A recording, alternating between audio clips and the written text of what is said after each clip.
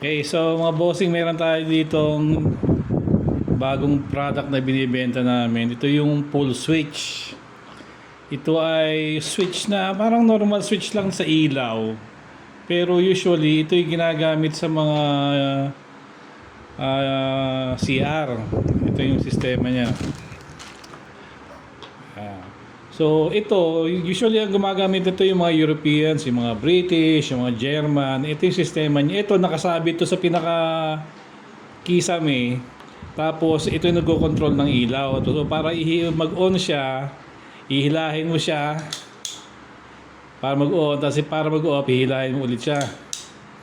So, ang logic nito kung bakit gumagamit itong ganitong klaseng switch para sa ilaw o siguro sa yung blower para sa CR is ito ay mas safe kesa do sa yung normal na nakikita natin sa nakakubit sa mga tawag dito sa pader na yung rocker switch.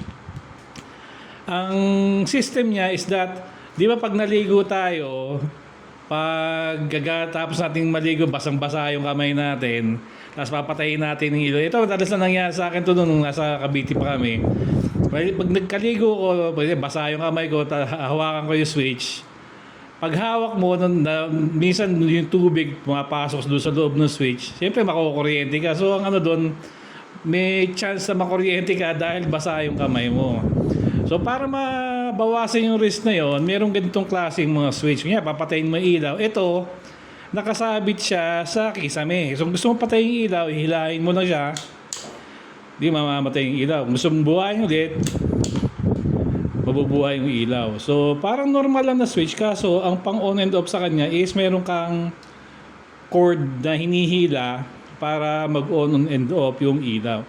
So ito, binibenta namin to dito sa Sonos Automation.